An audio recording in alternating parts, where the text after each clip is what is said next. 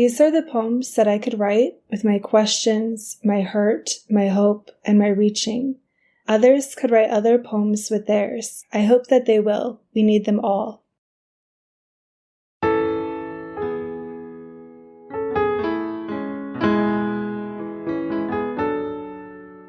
Welcome, Rachel. We are so thrilled to have you with us on the podcast today. How are you? Good. I'm so excited to be here. Thank you. Joining us all the way from China. Thank you, Rachel. We are thrilled to talk together today. So we have a lot of questions for you. We're very curious about your journey seeking Heavenly Mother, your process in writing your books of poetry, and just kind of where you are in your journey now, what you'd like to see in the future. To start off, what have been some of the major hinge points for you in your journey? We'd love to have a little snapshot of those turning points, those important moments in your journey. Oh, I love that question. Thank you. So I grew up LDS. The family proclamation that has its famous line about how we're all beloved children of heavenly parents, created in their image. It's not exactly, you guys know what I'm talking about though. That came out when I was 10, in 1995. I was in 5th grade. So I ostensibly had to have heard of this phrase, heavenly parents, but it wasn't one of the things that was focused on when I heard this being talked about in church or heard it introduced, or even like when they try to have us memorize portions. So it wasn't until I was much older at BYU. I forget if I was 19 or 20, but it was right around then. It was a Tuesday BYU forum, so not a devotional, but it was when like many people gather, the school shut down, they go to the Marriott Center to listen to the guest speaker. And it was a poet named Young Lee, who is not LDS. And he started one of his poems before he read it by talking about how he was paying attention to our pronouns for God in our hymns, like the opening hymn, as well as our prayer. And he noticed that like the word for God was male, like he and him or father.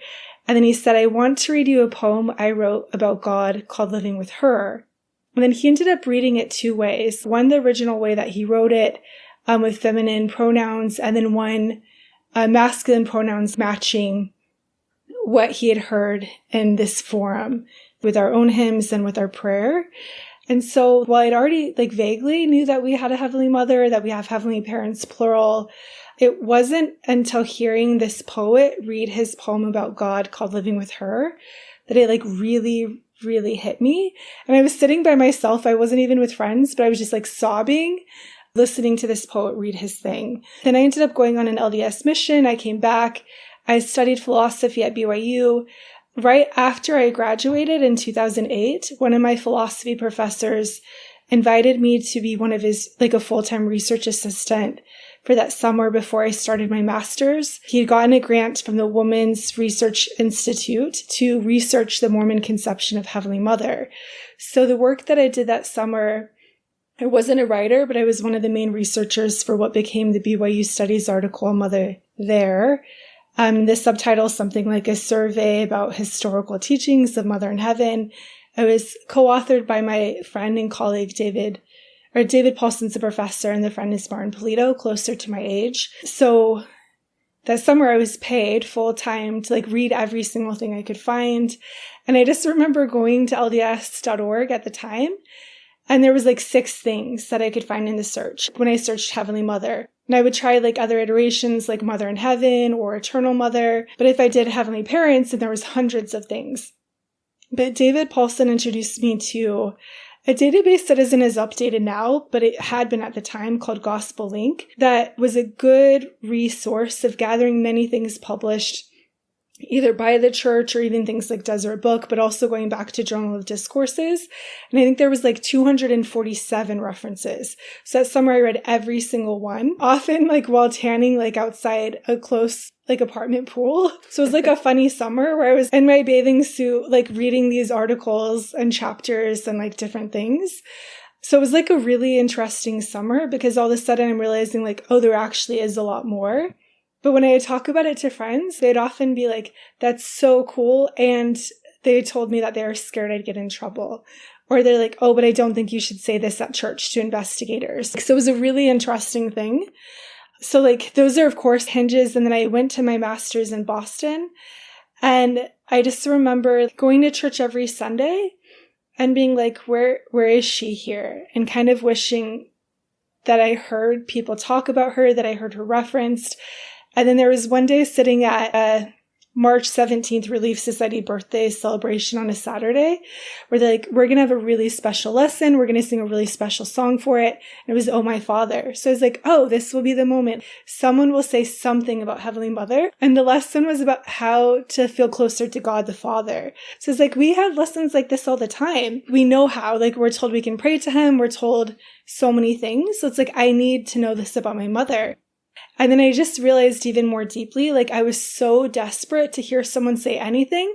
And then suddenly, like I had this thought, like, Rachel, you know that we can talk about her. You've learned the history that she's not too sacred to talk about. You know exactly where that phrase came from, the first person who said it, what the year was, what their name was. Probably most of the people in this room don't know that. So it's like, you have the resources, you have the knowledge, it's okay. You're someone and you can talk about her. This was another really key moment for me. So like the very next fast and testimony meeting, I bore my testimony on Heavenly Mother. And it was so simple. I think I just stood there and said, I know that I'm a daughter of Heavenly Father and Heavenly Mother. I know that they love me.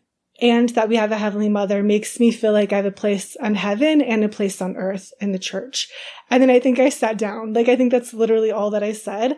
And I was shaking for like a half hour after.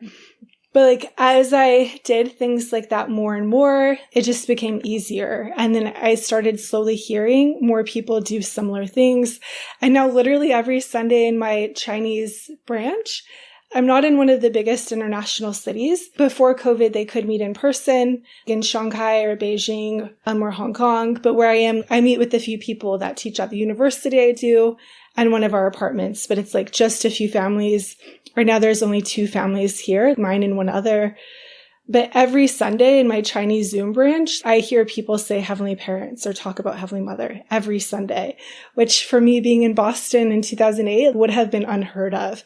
And I was the first person I know to have done this. And then to bring it to how I started writing poetry, and this is a long answer, I hope that's okay. Oh, yeah. So many of these like pivotal moments. But then the friend Martin Polito that co-authored the BYU Studies article, he and another friend named Caroline Klein in 2013 did a call for Heavenly Mother art and poetry. Their contest was called A Mother Here. And I think just like literally art and poetry contest. And they got people or like organizations like Exponent and Dialogue to donate money to be able to offer cash prizes as a way to try to incentivize or like help people. And I wasn't a poet, but I sent the call to every Mormon poet I knew. And then one friend said, I can't wait to see what you write. And I was like, no, I'm not writing anything.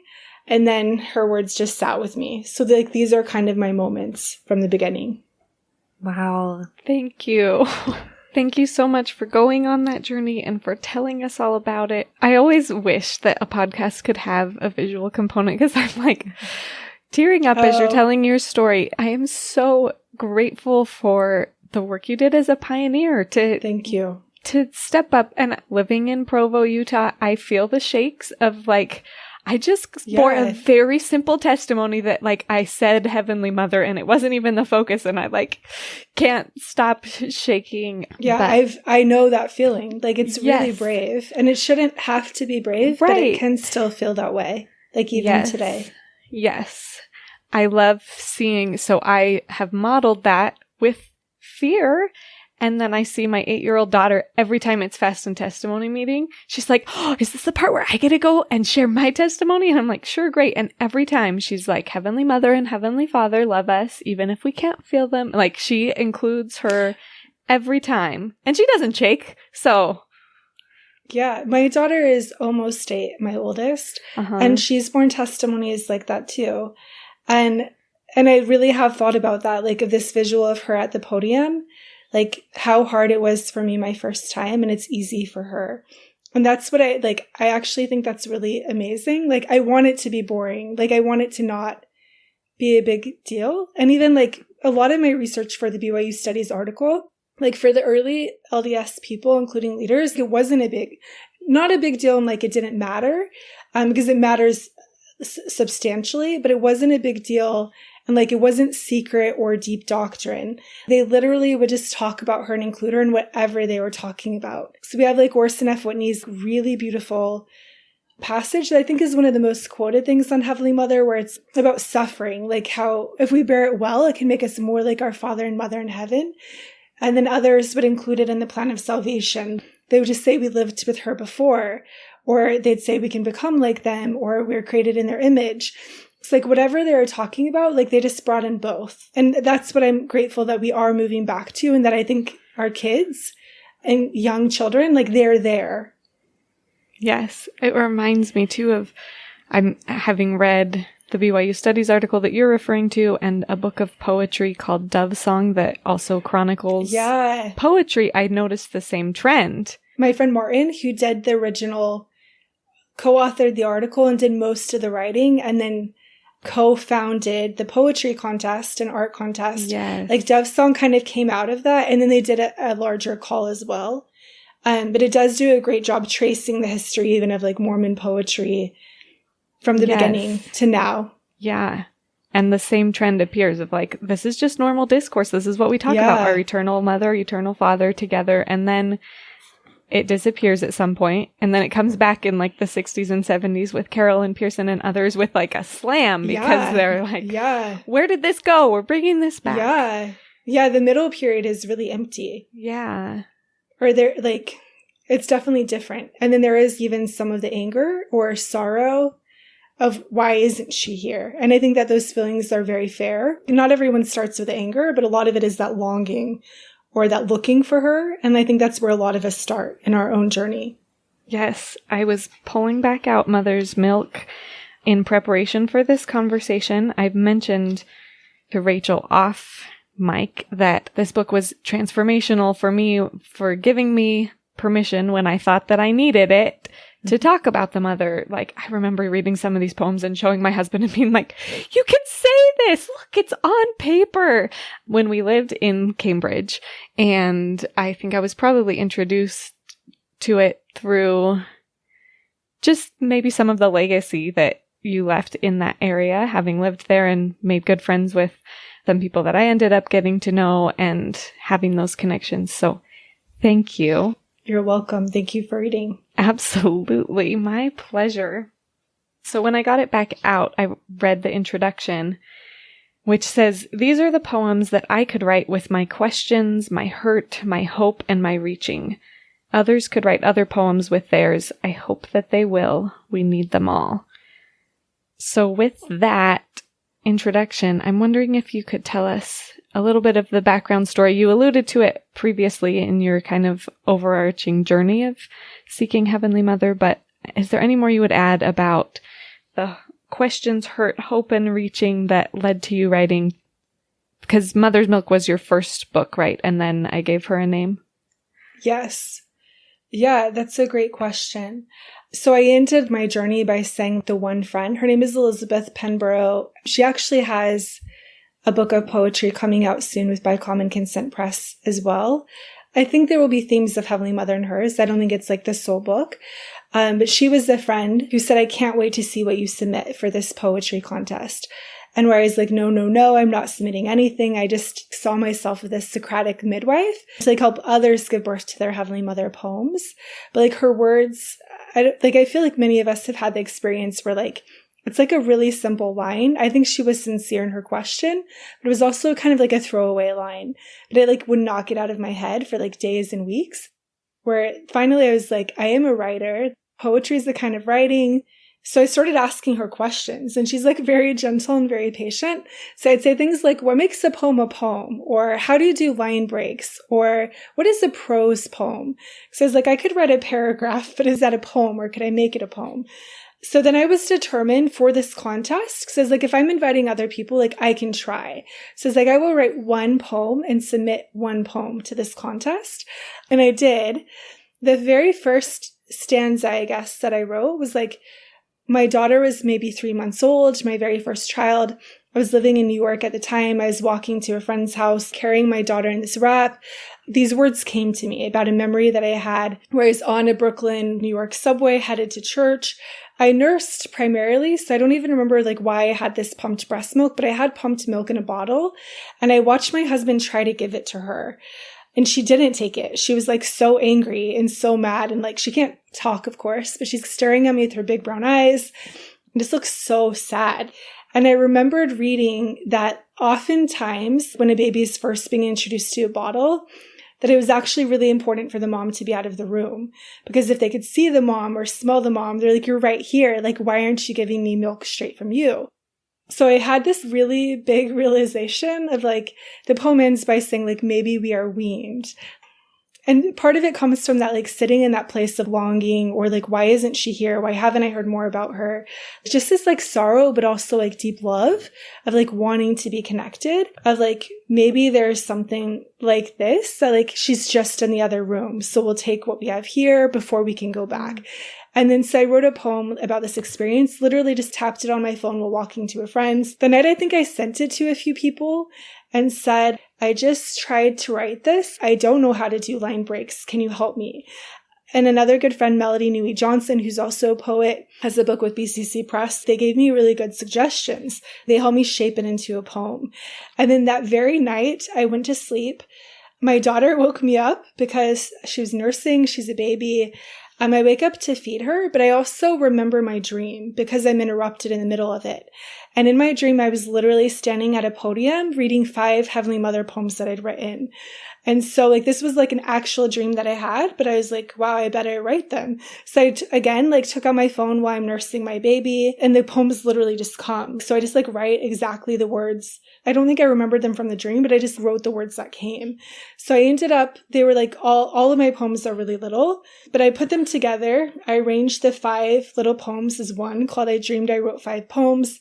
I submitted it to the contest and got honorable mention and $50, which in the grand scheme of things is not a ton of money, but it was the encouraging boost that I needed to be oh, a real poet judge read this and thought it looked like a poem, thought that it was real. So that was enough for me to be able to write more. And then I just had a really similar experience the whole time. And not just say every single poem was given to me or this gift from God or heaven or something, but it did feel as I was open to receiving it, or it had shown that I would write these things down, these ideas and thoughts and words would come. And sometimes it would be the words themselves, and sometimes it might be a title or an idea, and then I'd have to kind of work with it and try to make it into something. And sometimes they were good and sometimes they weren't. But that whole experience, and I feel I've seen it with more and more people have shared that they felt it too, is that I developed a really, really deep testimony that Heavenly Mother wants to be known. And just thinking so much about this scripture, about the spirit of Elijah, the prophet, coming and turning the hearts of the fathers to their children and the hearts of the children to their fathers. But I really feel the spirit of Eliza, has come and has turned our hearts to our mother. And that as we've turned our hearts to her heart not even has only turned her heart to us, but we see it was turned to us the whole time.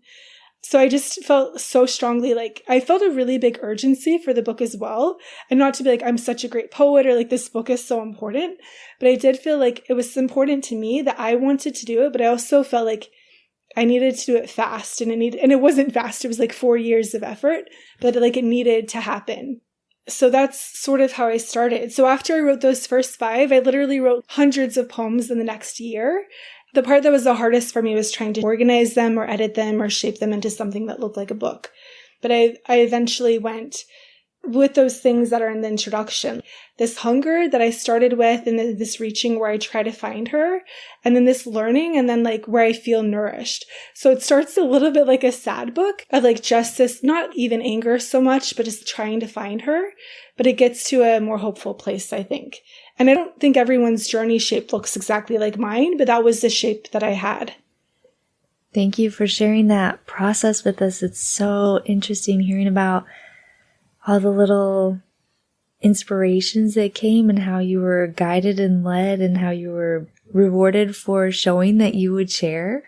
That gives me a lot of hope that others hearing this will follow what they receive and write it and share it, and we can continue to follow that example that you've set. Those poems of yearning for a mother and of mother's milk and being weaned, those were the first ones that I read, and I was weaning a baby at the time. And so I remember reading Motherless Milk and just setting it down and crying, knowing exactly how that feels as a mom.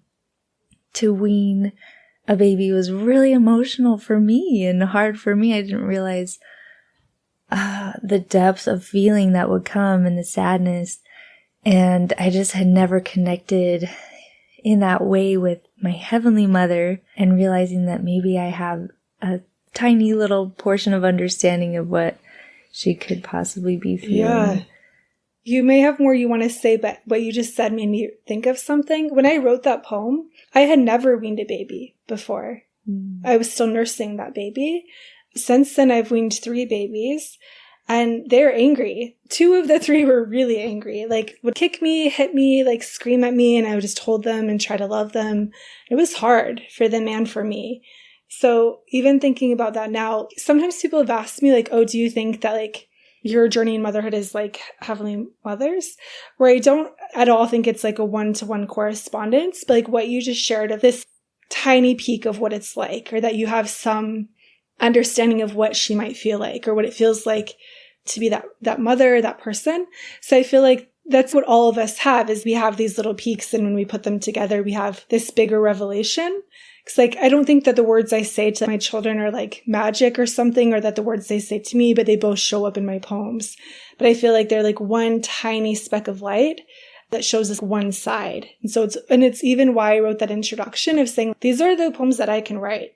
But I really did feel then, and still feel today, like we need everyone's podcasts, we need everyone's poems, we need everyone's visual artwork, we need everyone's Instagram pages.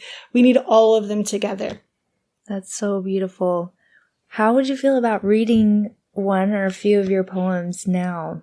Yeah, I'm happy to do that. Just in case this question would come up, I got some ready. I wasn't really sure how many to do. They're a little, so maybe I'll do a few if that's okay. Yeah, for sure.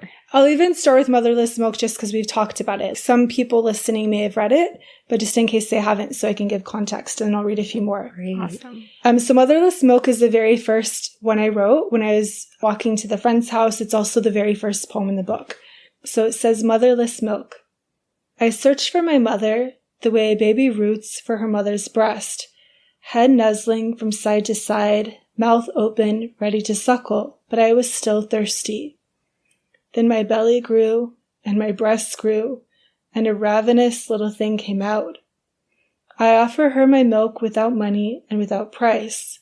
My husband offered it to her once while I sat beside them on a train. She pursed her lips against a false nipple and stared at me with sad eyes. I wondered then if Heavenly Mother walked into another room so we would take the bottle. I wondered then if we are weaned. This next one is kind of on the border of the first section of the book to the next. That's called The Reaching. It's called Marco Polo. The mother and I play Marco Polo. First I cry Marco, and my mother Polo. I am searching for her. Then she cries Marco, and I Polo. She is reaching for me. This one is called The Hour She Learned She Was God.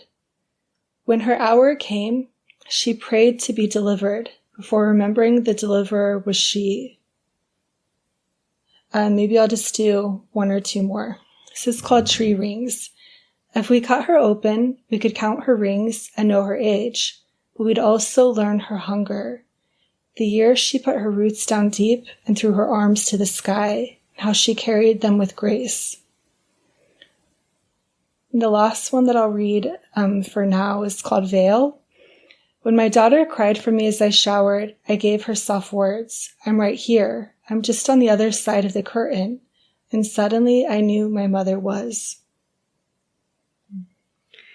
Thank you. I love, and a few of those poems point out I feel like the magic of this book, especially for those of us who have, like Jess and I, were introduced to it when we were nursing little babies or trying to shower with small children who wanted to be with us at all moments, is that it brings the everyday into this search for her, or it reflects that this search for her happens throughout these everyday moments, and they give meaning to these moments.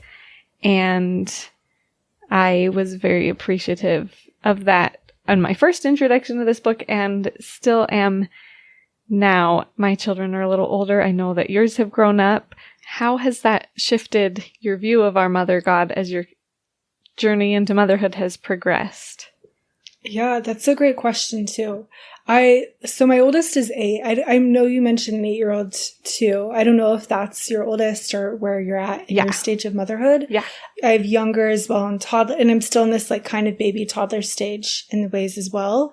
So it is this like spectrum, which I think is common. But I actually, this whole year, like I've been going back to the introduction of Mother's Milk, of the part that says we need other people to write their poems with their questions, their longings, their reaching, etc. Because just realizing like I haven't experienced all of life. I've experienced what I have. And I know personally that I really do resonate to thinking of Heavenly Mother as a mother. But I have a dear friend who, for her, that's not the connection to her. For her, it's more meaningful to think of her as more like the general divine feminine, rather than just as a mother. And part of that stems from her own experience. Like right now, she isn't a mother. She's in a different stage. And not even to say, like, people are not just in different stages, but like people just have different life experiences. So I don't know if I'm saying that well. And I'm grateful for people that have read that. Like, people have told me they've read this book while they're nursing their children. So that's very, very meaningful to me. But also, like, even at the time, I do have a poem that says something like what the mother taught me. And then it says, creation is more than procreation. And then it lists things like crocuses or song or mountains. And I felt that the whole time. Like, this is one of the shifts of thinking very deeply that questions that matter to me might not be the questions that matter to other people. Where for them, like mothering as mother is not the thing that they need. But they need to say, like, what else does it mean to have a female God in the universe looking after us? What does it mean to have this presence? What is creation like? What does it encompass? And then also thinking of questions that are important and that are even important to me, but that I can't answer. And these are things like knowing that there are some members who are gay or lesbian or bi and so forth, that this thing that makes me feel like, even in my first testimony, that I have a place in heaven and on earth, can actually do the opposite for them. So, and I don't have a way to reconcile this. Margaret Toscano has done some really good work, I think, trying to explore this of how there can be room for both. And one of her answers is to say that Heavenly Mother is on the margins and she cares for the vulnerable and she welcomes. And I feel this really strongly as well. It's like, these are some of the questions that I've been thinking of, but they haven't shown up. They've shown up a little bit in my own writing, but mostly I've actually been taking a break from writing poems. Well, these are the themes that I'm thinking of welcoming and including people that have different life experiences than me, whether they don't have children or are married, or just in margins of the church for any reason. And so I put out a call, I think in March, to invite people to share poems that they've written for a book tentatively titled We Gave Her a Name. By common consensus agreed to publish it. I just finished, like in the last few weeks, reading through every submission I got.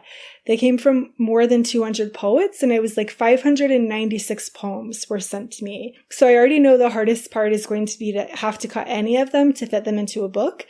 But what I wanted to happen happened. People have been writing, they have been speaking. So I feel so honored that I'll be able to share some more of these perspectives and words. Because my main thoughts about Heavenly Mother now are that I can't be the only voice. And I was never the only voice before. Carolyn Pearson, like, obviously was doing this work way before me. Joanna Brooks had beautiful poems, like, about Heavenly Mother way before me. There are other researchers like Margaret Toscano or Janice Allred, Fiona Givens doing this work. So, like, I never was alone. But Mother's Milk is known, so it is one of the main voices. And I'm very grateful for that, and I want more voices to be heard. So that's kind of where I am in my own journey. And then even thinking about your question specifically about, like, my daughter that started the poem as a baby, she is 8 now. The questions and the things she says are different. So of course that affects me too. But even thinking, like, at that time I hadn't weaned a baby and now I have. But also I haven't reached this stage that some of my friends are coming to, that their children are actually grown. They are the empty nesters. are these mother birds with an empty nest? So just thinking like, I haven't lived through every stage of motherhood even. So like there are people that can say lots of things about Heavenly Mother that I can't say from like a more honest place, I guess. Kind of my lack of being able to say everything is where I'm at.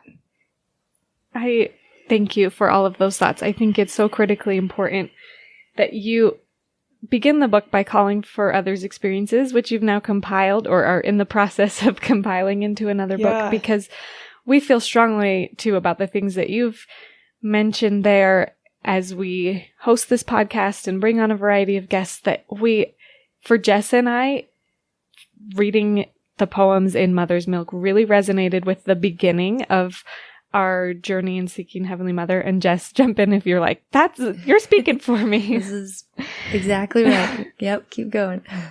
Thank you. But we definitely want to hear all of those voices from women who aren't mothers. How do you connect with Heavenly Mother? How do you connect with the Divine Feminine or Mother God? What does that most look like to you? How's that most meaningful? And as I've progressed from being that nursing mother to, yes, having older children, but also now I too don't necessarily connect with the mother in this way of like, I'm a mother, she's a mother.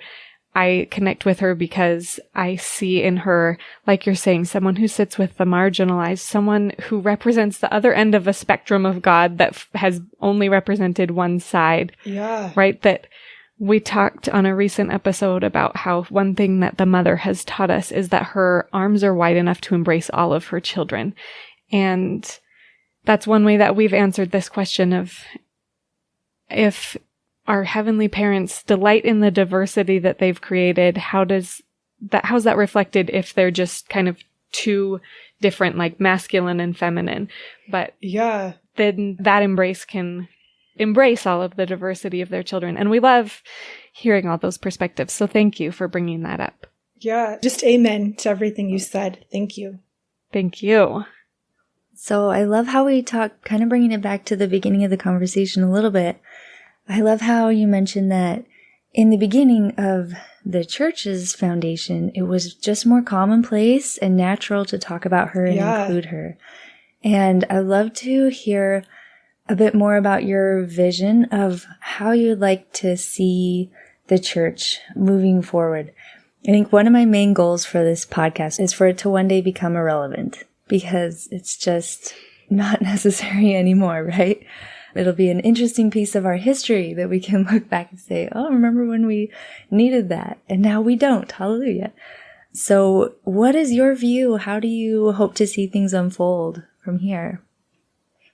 Yeah, so similarly to what you just shared. And I already said that I think in some ways, like, it's definitely more normal right now than it was 10 years ago or however many years ago in this generation of our church's history, where we've been able to see this unfolding happen, that we had like the seeds and the roots of all along that somehow got buried in a way that I don't think was helpful.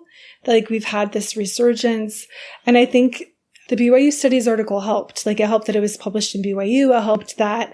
It helped give birth to the Mother in Heaven Gospel Topics essay on the church's website. There are just so many things that I've like watched happen, that even like Caitlin Connolly, the book that she did with Bethany Brady Spalding and MacArthur Krishna, that was published by Deseret Book, where for the first time Deseret Book has this children's book with Heavenly Mother and Heavenly Father on the cover.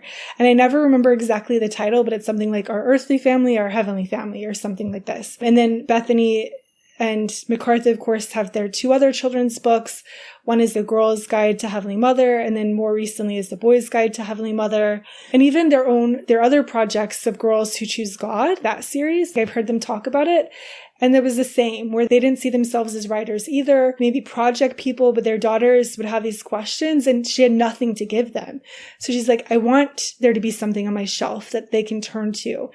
Not even in this like special way, but that's just there. When I think about all of this, and when I think of books like Dove Song and Carolyn Pearson's Mother God book that came out more recently, and then others that have come out, like Catherine Knight Sontag has her Tree at the Center, where there's like so many resources that are children's books or poetry books or these different ways of thinking. I feel like these books are on my shelf. Like these are books my kids are growing up with. And I don't think that every Mormon home has them on their library shelf, but I see this as a way of normalizing it to make things like this irrelevant in a good way. As far as the church itself, I again have friends and I understand where they're coming from and kind of feel the same way, where they're nervous that if it only comes from male general authorities, that it will look like the family proclamation, like 1950s mother, 1950s father providing, the mother nurturing, and like not doing anything else. And that's not actually like a helpful vision for them, because it makes them afraid actually for the eternities to be like, how is that heaven for me if I'm eternally pregnant and barefoot, or whatever cliches we want to say? Of course, we have no idea I have no idea what spiritual birth is like. I don't think it matches exactly what we're doing here. But I do have those reservations as well. And I know Carolyn Pearson has talked about like, that we don't need Heavenly Mother to come from the male pulpit. We can find her ourselves as her daughters, but also as her sons. And I like the ground up nature of the church, that we have room for personal revelation. We have room to ask the questions. And even like poetry, I think, is a really good medium for talking and exploring about Heavenly Mother, because it does just let us ask the questions.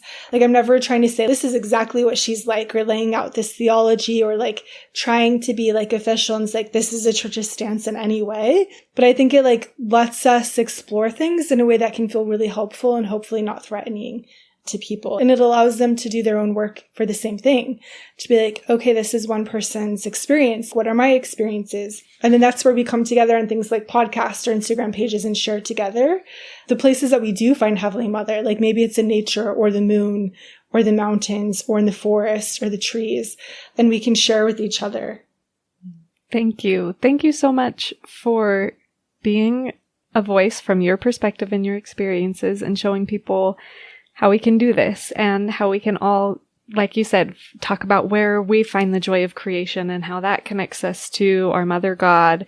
And thank you for coming on this podcast and sharing all of your experiences and your journey. Jess, is there anything else we wanted to make sure we talk about? Maybe one thing we didn't touch on too much yet.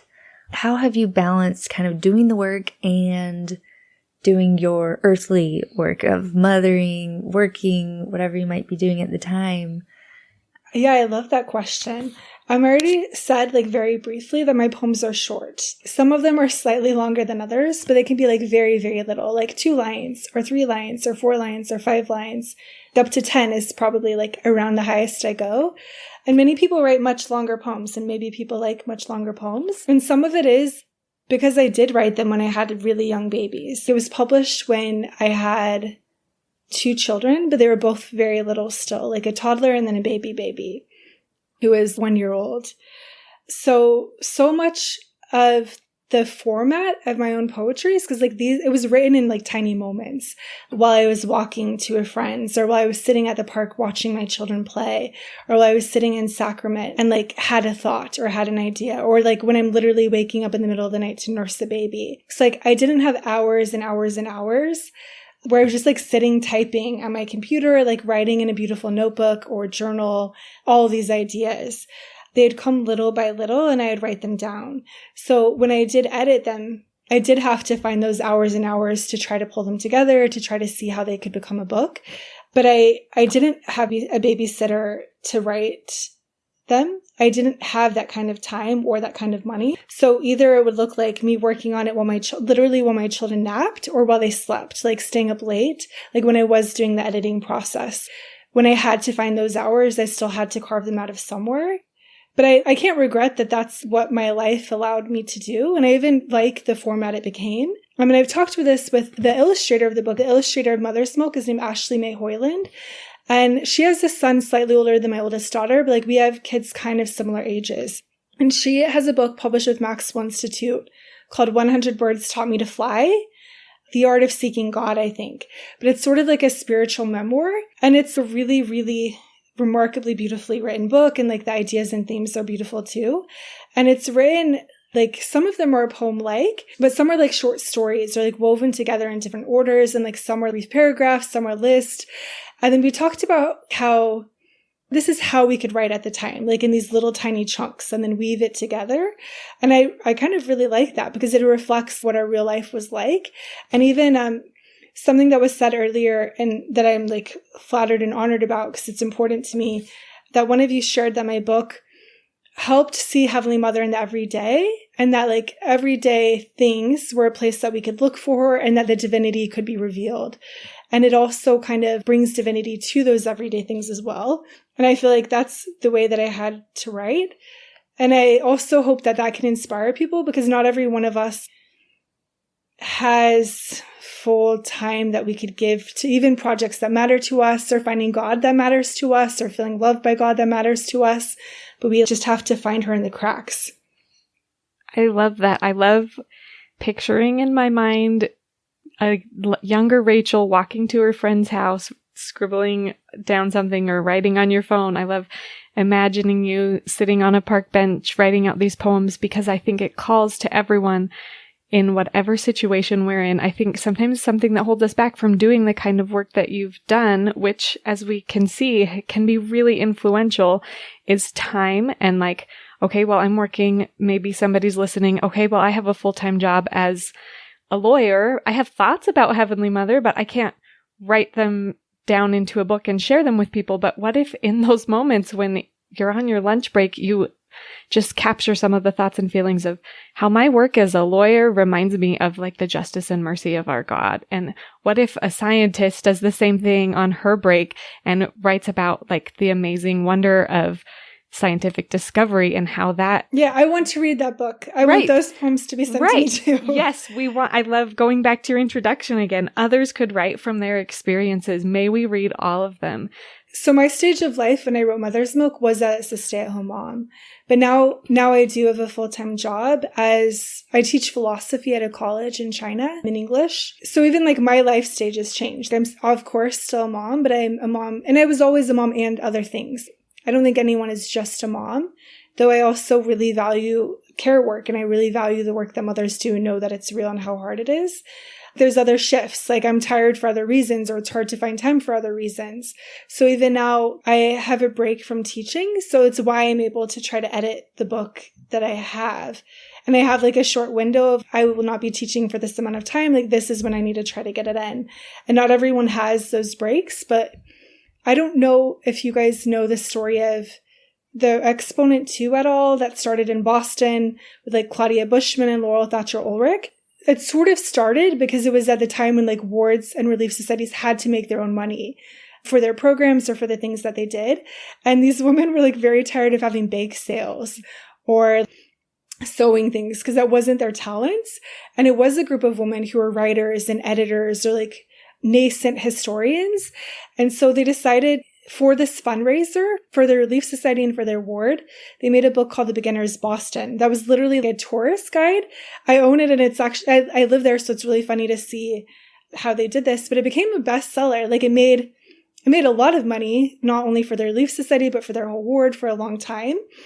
And hearing Laurel talk about this, she had this phrase that I've never forgotten about this idea that they realized they could do big things in little, she didn't say little chunks of time, but that was the idea. And like there are times that I can't, that I'm too tired and I just play Tetris on my computer or I just need a nap or I need to be on Facebook or Twitter. I don't use every ounce of my time well or for these projects because I think we need rest as well. But I do go back to those women that are so inspiring to me. Say they built something big in the little moments of their time and working with other people and putting it together.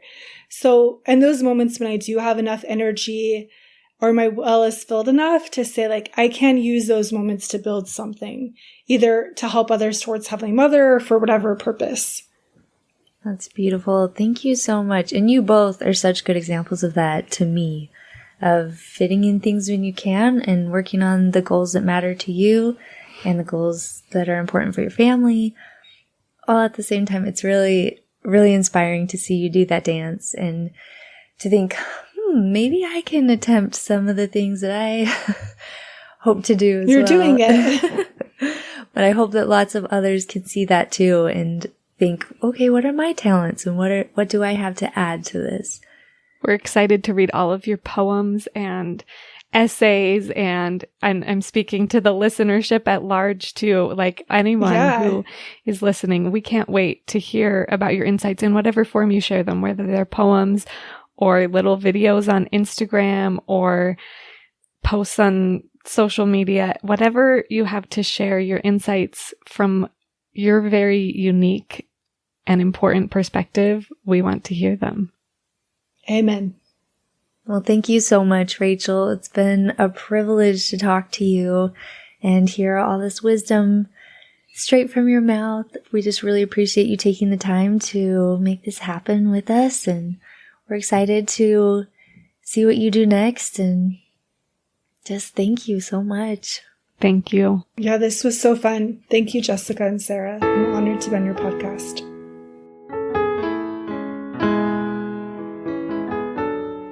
Thank you for choosing to spend some time with us today. We love this community and would be thrilled to hear from you. Please leave us a review. To offset the cost of recording and producing this podcast, you can make a monthly donation of 99 cents on up to $9.99 at anchor.fm/inherimage/support. We hope you'll subscribe and join us again next Sunday for another inspiring episode.